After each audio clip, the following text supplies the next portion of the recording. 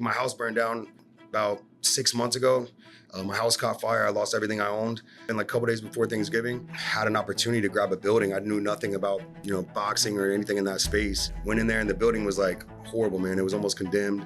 Saved a bunch of money in the insurance space and decided I was going to invest in something else. Dropped about 150 grand in renovations. Spent a lot more money than I thought I was going to. The way God works, man, is I feel like he's had his hand over this the whole time. His name's Asa Beard.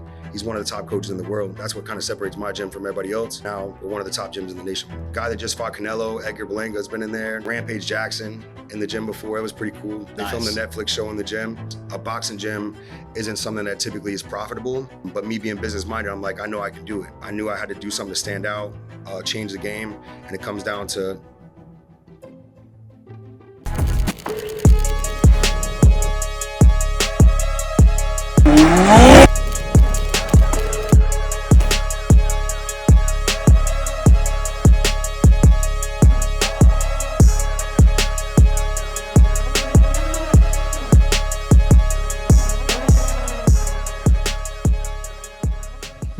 All right, I got the one and only Kevin Franklin. How we doing, brother? Doing great, brother. How you doing? I'm doing amazing.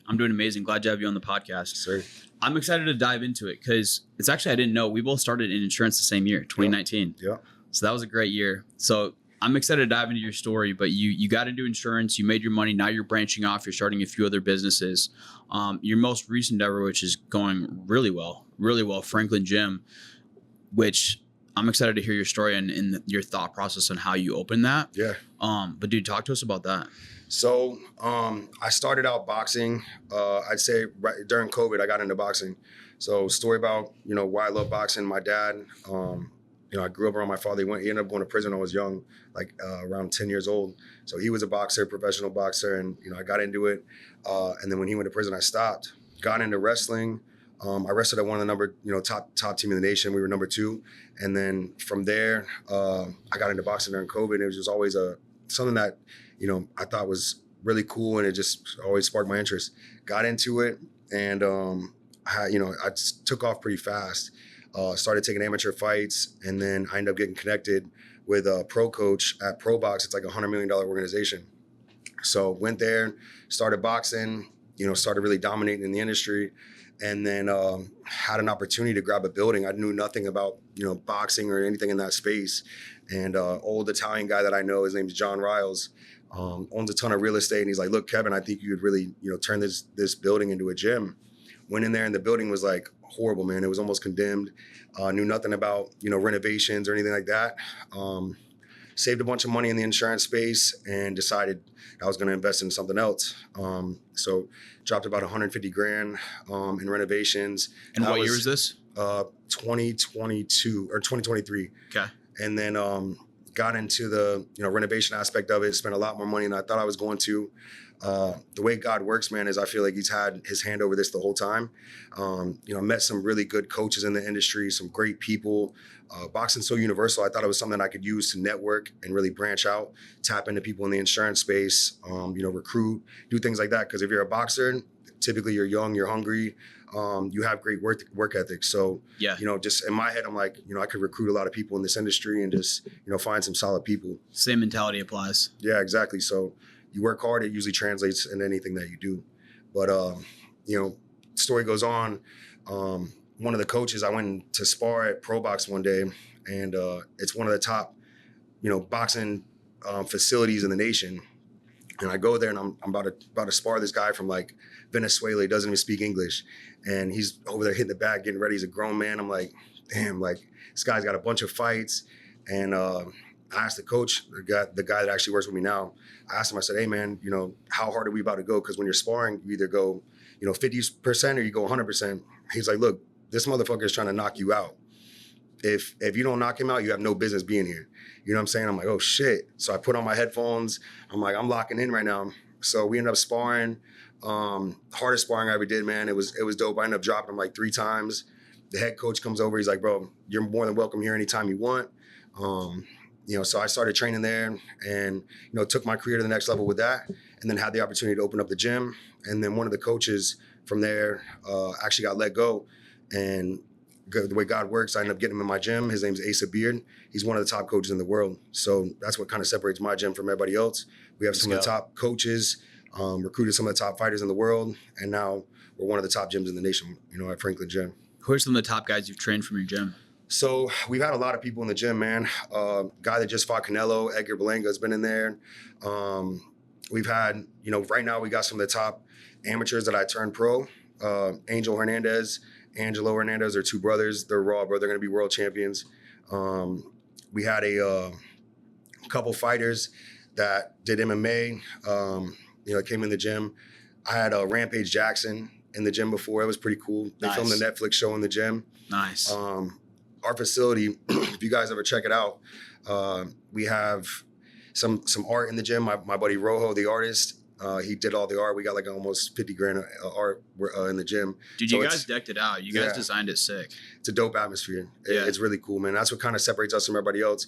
I knew I had to do something to stand out because a boxing gym isn't something that typically is profitable. But me being business minded, I'm like, I know I can do it. So, I knew I had to do something to stand out, change the game. And it comes down to having the best coaches and, thinking outside the box and, put the art in there and attract a lot of people, social media, great content. It ended up blowing up, man. We got right around 357 members right now. It's doing great. Yeah, and you guys are upgrading locations too. Yeah, so working on closing right now, 7,000 square foot building right on Kennedy.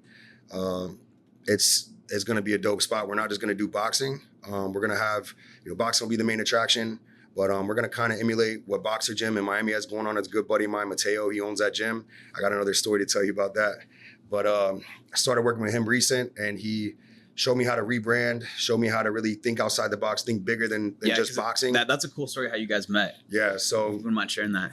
So we, it's crazy. My house burned down about 6 months ago. My house caught fire. I lost everything I owned. Yeah, that's another It was story. right around Thanksgiving, like a couple days before Thanksgiving. I planned on doing a remodel at the gym, but I didn't have this vision that I have now that's so big. Mateo ended up reaching out to me shortly after my house burned down and gave me a crazy opportunity. He started a coaching program, and he's like, look, I think you have what it takes to scale your business. I'll give you a plug and play system of what worked for me to build your business and become something bigger. So I actually paid for the coaching program. I paid 15 grand to get it started. And, in life, you got to pay to play. You know what I'm saying? You got to take risk. At that time, I told him, I said, look, man, I don't really have much money right now saved up because I just lost everything I owned. This is going to be a crucial time for me. And he's like, look, trust me, it's going to be worth it. He's like, I'm not even doing it for the money, man. He's like, 15 grand ain't shit to me. But, if you lock in, I promise you it'll pay off. And it did. Since then, he really taught me about branding. He taught me about, becoming a brand and becoming a part of the community and building something that's bigger than you. And we truly have. But he picked me out of like 1,500 people. They told me that I was going to fill out a form to see if I, qualified to do this program with them, the coaching program. And I met this guy, Mario, in Soho. We're sitting down, filled out this form. He's like, well, you want to come show me the gym?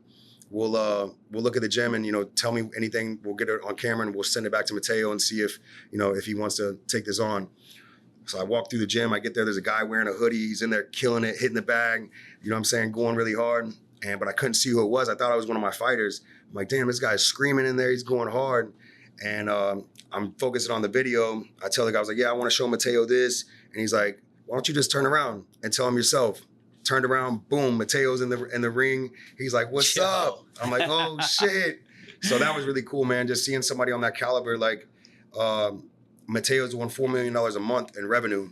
And it's a gym. You know what I'm saying? He's in the heart of Miami. They have the demographic down there. And that says about him as a person. He's a showman. Yeah, bro. I mean, him being on that caliber, like him showing up and actually showing face and being like, hey, man, look, like, I think that me and you can really take this to the next level. I came here to surprise you. Didn't even know I was coming, but he wanted to check out the energy in the gym. He wanted to make sure somebody wanted to put his name behind, because now he's representing, Franklin Gym. He put his name on it. Anybody that comes to Tampa from Miami, or anybody that comes to Tampa from Miami, he's, Franklin Gym's a spot.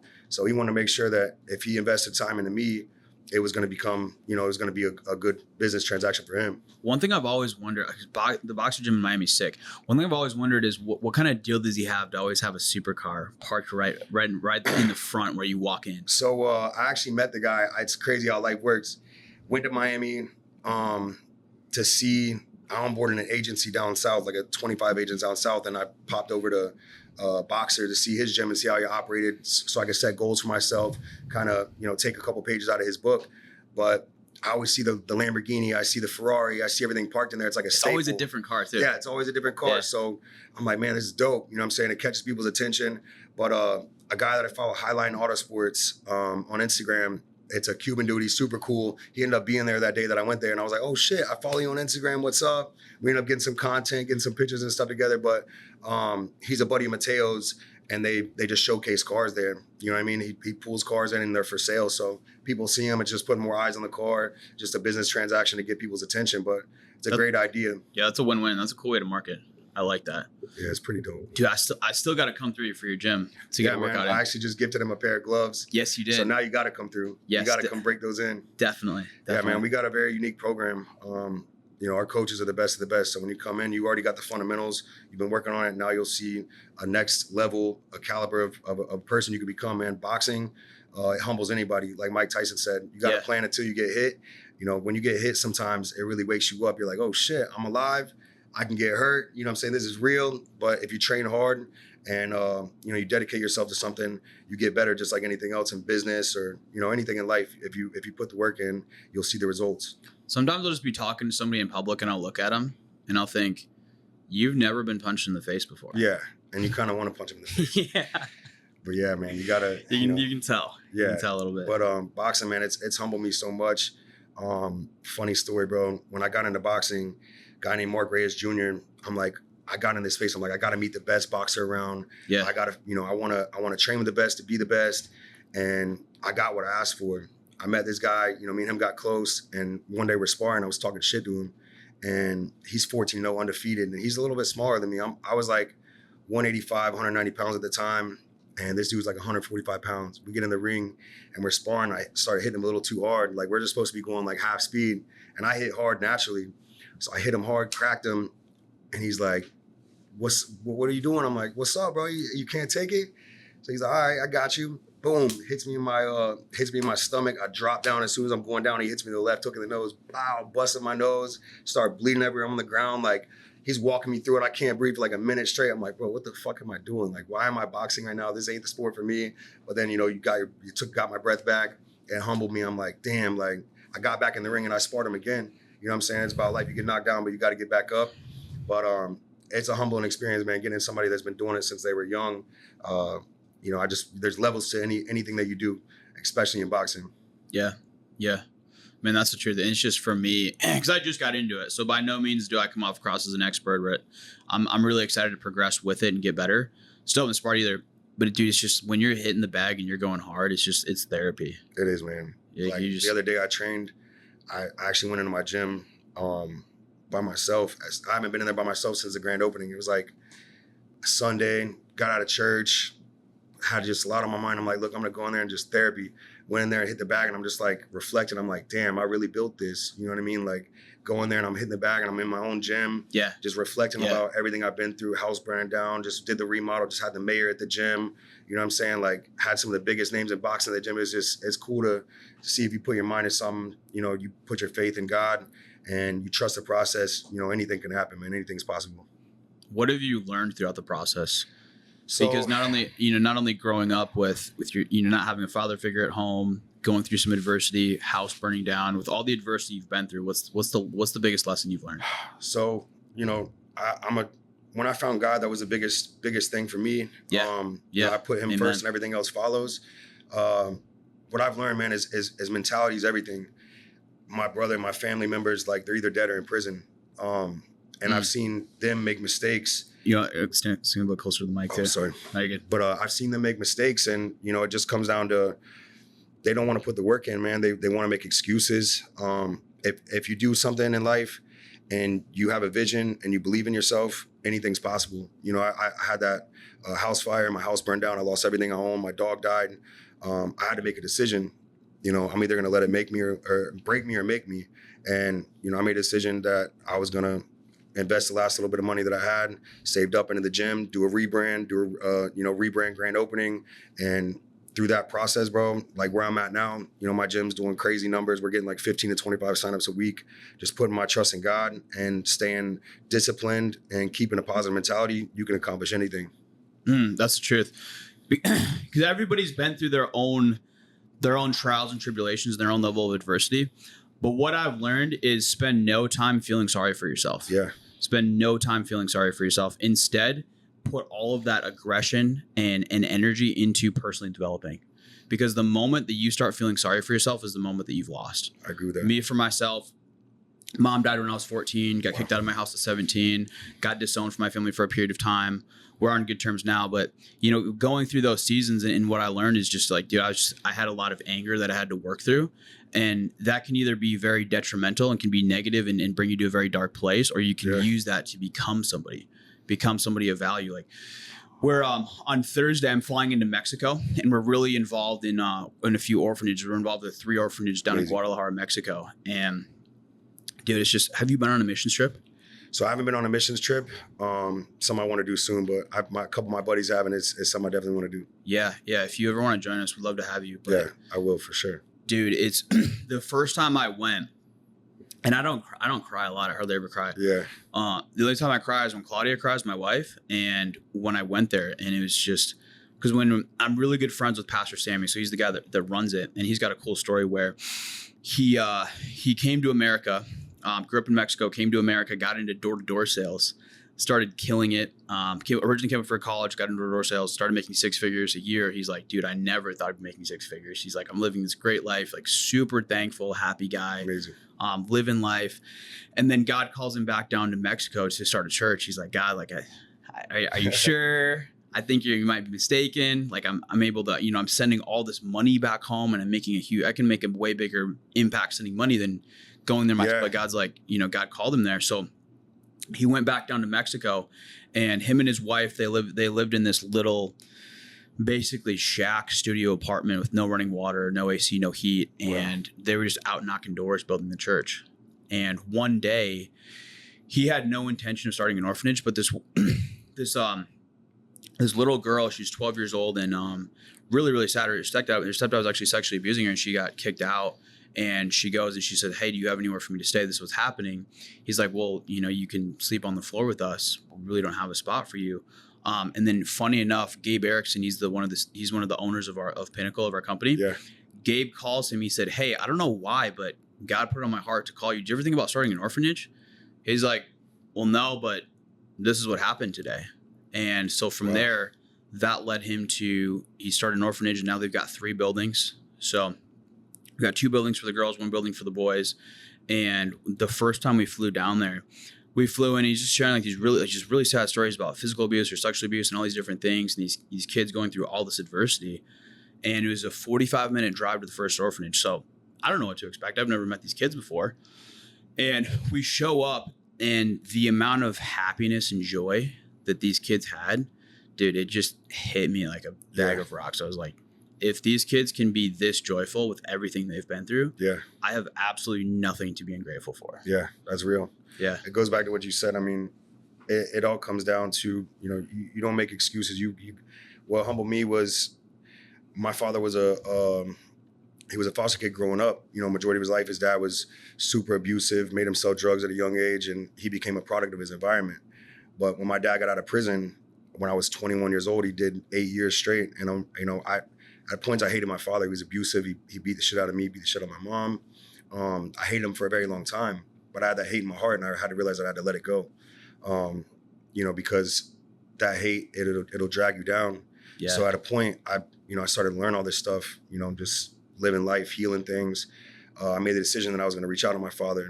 I let him live with me when he got out. I got him a job. He was making, $100,000 a year the first week he got out doing ironworking. So he lived with me, got him a place, got him on his feet. And, that's why I say I don't feel sorry for people, because I gave him the benefit of the doubt. I didn't have to do that. I let him live with me. Gave him the shirt off my back. Literally, I didn't really have much at the time. That's before I got in the insurance space. And, he took advantage of me, man. He stayed out for about 2 years, but he disappointed me. He ended up going back, addicted to drugs, just getting back into things that he did. But I don't feel sorry for him because he had every bit of chance to do right. Mm-hmm. And, it got him back to where he was in prison. But, I got my own kids now. I have 2 kids, a 2-year-old and a 7-year-old daughter. And, you got to put your energy towards things that are going to give you life and give you light. But, negative things, if they're going to affect you, like it was weighing on my heart. That's the only thing that's ever really made me cry is my father. You know what I'm saying? Yeah. And it weighed on my heart. So I did what I had to do as a man to build him and get him on his feet. And he made that decision again to mess up. You know what I mean? So he actually is getting out in like 3 months. And my sister's gonna help him out. I warned her, you know what I'm saying? I'm gonna be there for her. I'm gonna help her. It's my little sister. So we'll see how it goes, man. I'm gonna try to give him a second chance. But in life, you can't feel sorry for people, man. You can't feel sorry for yourself. You really have to, adversity is either gonna make you or it's gonna break you. You gotta rise to the occasion, And It's either gonna make you or break you. You gotta rise to the occasion. 100%. Yeah, man. And I'm grateful for all the adversity I went through. I grew up in a trailer. My mom was working 3 jobs. We were in daycare majority of our life, growing up, and just seeing her go to school, work 3 jobs, and end up, she owns an insurance business now, like property and casualty, and she's doing well. But, my little sister, she's doing well. She's one of the top real estate agents in Tampa. She's doing great. But we made that decision to either, let it break us or make us. But the adversity I went through, I'm more mentally strong than a lot of people that I meet. And I'm grateful for that because I'm instilling that in my kids. I'm breaking that cycle. Yeah. You gotta make that decision. And I know that you have, man. I see what you're doing, and I'm glad to be a part of it. Glad that you have me on this podcast, and I think that you're doing great, man. It's awesome. Likewise. And I love to see people that have the right heart posture. Yeah. That are killing it. Like 100%. You really care about the people you're close with. You care about your family. You care about the community. Yeah. And you're doing it the right way. So I love to see that, man. Thanks, bro. That's yeah, really man. powerful. One thing that I've done recently and I've gotten into, I thank Mateo for it. I've always wanted to give back. There's always been a side of me that, I've had success in my life, but I've had the cars, I've had the jewelry, I've had everything, but it wasn't fulfilling to me. Like, always wanted more. The thing that helped me find peace was, I threw an annual tour. I just started a toy drive on Christmas Day. I was able to bring my kids. We helped over 300 kids receive a gift on Christmas Day. Not many people did it. I'm working with a nonprofit, the Little Orphan Ashley. She's been amazing. We put together some big events, but on Christmas Day, being able to help kids and really give back and see the smile on their face when they didn't have it, because there's been Christmases where I didn't have a gift, and I know how that felt. But being able to organize that and put it together, and we did it in a week, bro. We had it, we did it in a week, and being able to provide that much. Like next year, I'm excited to see what we're gonna do, because I guarantee we're gonna have a line across the street, and we're gonna fill the whole gym up with toys, man. That's the goal. Dude, that's huge. Let me know. Us and our team would love to get involved. I will, with that. bro. Next year we'll collaborate on it, and we'll blow it up and do it real big. Yeah, that'd be awesome. What would you say to because I know there's going to be the kid watching this that's had a similar experience to you growing up, and obviously if you've been through that, you're not really sure. And the things that I've been through, not comparing my story to anybody else's, but there was a period in my life I just didn't know what to do. I just didn't know what to do with it. Yeah. So what advice would you give to that person to become the right type of man that God created him to become? I would say, find a healthy avenue. Yeah. Like, my healthy avenue was sports. Like, I got into wrestling, and, Coach Korzar is one of the top wrestling schools. If I didn't have that structure, that discipline, and somebody that believed in me or seen something outside of the crap that was going on in my life, nobody really knows what's going on at home. But if you find, you find a friend or find somebody that can point you in the right direction, just find something positive, whether it's a church or a community that can really help you. And you got to be open, and you got to talk about it, and then try to, find a positive avenue. But, for me, it was sports. If I didn't get into wrestling, I'd probably be in debt or in prison. You know what I'm saying? That's the reality of it. So, you just gotta think positive and have the right mindset no matter what you're going through. Just know that somebody could be going through something worse. There's people out there that's what really humbles me. Seeing the people like you were talking about, Mexico, sleeping on floors with no running water. I don't make excuses for myself. Yeah. Like, no matter how hard it is, no matter what life throws at me, I don't make excuses. I always just rise to the occasion. You know what I'm saying? Adversity, I bring it on. You know what I'm saying? Like, I got a lot of haters, bro. I'm young. I'm 31 years old, in one of the biggest industries, boxing. You know what I'm saying? And a lot of people, it's a funny story. A lot of these people with these gyms. When I got into this, Kevin Franklin don't know shit about boxing. He's young. We've shut 4 gyms down since we opened up, and it was all those haters that their gyms actually shut down. I don't wish bad upon anybody, but if you put negative energy in the universe, that's what you're gonna get back. Amen So, to that. you know, I'm bringing positivity. I didn't let the haters, you know, bring me down. I actually welcome anybody that wants to try to bring shit my way, because it's only gonna make me stronger. Adversity, you doubt me, you're gonna see who I really am. You know what I'm saying? Because I've been through the ringer, and you know, you're gonna see at the end of the day. That's why I love boxing, because it's you and somebody else. Your faults and your work ethic is gonna come out in that ring. You're gonna get humbled if you're not training hard. Same with insurance, same with sales. If you're not putting the work in, if you're not showing up from 8 to 8 like the owner, if you're not showing up, you're not putting the work in, you're not gonna get the results. It's life. You gotta put the fucking work in. That's what it comes down to. Love a good challenge. 100%. And it's interesting because I love just getting to know people, talking to them, observing them, and it's interesting that dichotomy between clean fuel and negative fuel, and what motivates people. And I think there's a healthy mix between the two. I'm a big Elon Musk fan, and looking at Elon, for example, because negative fuel is like reflecting on the adversity you've been through and different things, or people that have screwed you over, whatever it is. And then positive fuel is I can do this, man. I got this. We're gonna make it, and everything else. And having that mix where Elon, I mean, bro, talk about somebody that's been through adversity. Yeah. I don't know if you've read his book, but I read his entire thing's a Bible. Really? But it was a really good book, and it talked about in that book where his dad was pretty hard on him growing up, and at one point he got beat up so badly that it wasn't just a street fight. Like, he got beat up where he was in the hospital for about a month, and his brother said he was unrecognizable. Damn. And his dad sided with the bullies. He's like, "Oh, well, it was your fault for picking a fight you couldn't win." It's like, think about what that does to somebody. Yeah. So now he's got that warlord mentality. I mean, that's like Kobe Bryant, Yeah. or Tiger Woods, bro. Like, you hear about their fathers and how they were and how tough they are on them. Like, I'm tough on my kids. You know what I'm saying? I got 2 little girls, so I'm tough on them, because that's what's gonna bring out that dog in you when it matters. You know what I'm saying? Like, Man, how's having 2 daughters? it was humbling, bro. I mean, Yeah. I grew up very rough. Like, I was always street fighting. I was always in some crazy stuff. And I think God brought me my first daughter when I was 23. I had a kid when I was 23. And it calmed me down a lot, because growing up, with my father going to prison and, things, living in poverty, I had to make that decision. That's how I got in the insurance business, because, I had to make that decision to find something that I could lock in on and really make the money that I needed to provide the life that I want for them. And having a kid is one of those things that, you got to rise to the occasion. So having, 2 little girls, bro, you got to, I give them the world. Like, I've structured my whole life around being able to be there and provide for them. But also, time is everything. Time is irreplaceable. There's no money can't buy back time. So being in the insurance space, something that you could really create and be able to grind and build that life for yourself that you want to be able to spend the time, so you could be there for the dances, you could be there for the practices, you could be there for whatever it is. It was a blessing to be able to come across a space like in the insurance to where I could create and lock in and grind and build that for my kids. But it was a very humbling experience, man. I love I got 2 little girls, and it's my world, bro. It's what I live for. It really gave me a purpose. I think that's where I'm at. You know what I'm saying? Like, I didn't really have too much of a purpose before I had a kid, and having 2 little girls, it really locked me in and gave me a purpose in life. Now I'm living for them. You know That's what I mean? beautiful.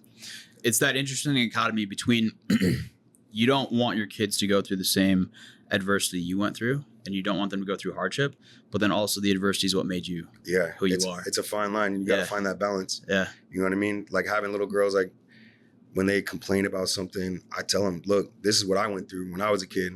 And I let them know, like, your dad has been through the ringer, and I let them see the real me, because that's who I am, and that's what made me. And I want them to go through those experiences, some of those experiences, to be able to develop that mindset and that mentality. Like, that's why I brought them to the toy drive on Christmas Day, so they could see that there's people less fortunate out there, and that life is about more than getting gifts. It's about giving back, and it's about what you can provide to the universe, and it's what you can do to help people.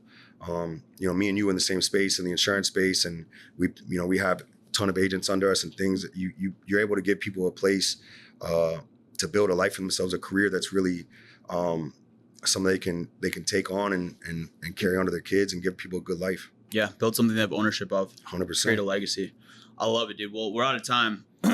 But for those that want to talk to us about your new gym that you're opening up. And for those that want to get involved in your gym, how do they find you? So Franklin Gym, TPA.com is the website.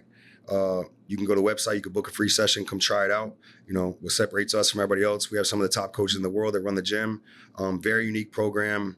It doesn't matter if you're a beginner or if you're a pro, there's a space at Franklin Gym for you. We really work on the fundamentals of boxing. We target your why, whatever you really need. You know, you tell us if you're trying to lose weight or if you want to become an amateur fighter, you want to become a pro fighter, whatever you want, we accommodate that. You know, we have some of the best coaches, and we're looking at a new space, should be open in about 6 or 7 months, right on Kennedy between Howard and Dale Mabry, 7,000 square foot building. We're not only going to have boxing, but we're going to have weights, latest and greatest equipment, you know, premier equipment. We're going to have state-of-the-art wellness center. We're going to have a workspace. A workspace. We're gonna have a workspace, bro. It's gonna be something that wellness. So Tampa sauna, cold hasn't seen plunge. yet. Yeah, sauna, cold plunge, red all light that stuff, therapy, red light. some of the, you know, latest and greatest stuff that's out right now, bro. We're gonna be, you know, we're gonna do something that Tampa hasn't seen yet. It's gonna be very similar to Boxer in Miami. It's gonna be a vibe. You know what? No gyms have here that I've actually would be a huge selling point is a hyperbaric oxygen chamber. Oh yeah, they have that at Boxer, man. We're getting one of those. You're getting one of those? Oh yeah, 100%. Oh, dude, I'm You done. there? Switch my membership I got you, immediately. bro. I got you. Well, Kevin Franklin, I appreciate you hopping on, brother. Yes, sir. Appreciate you having me.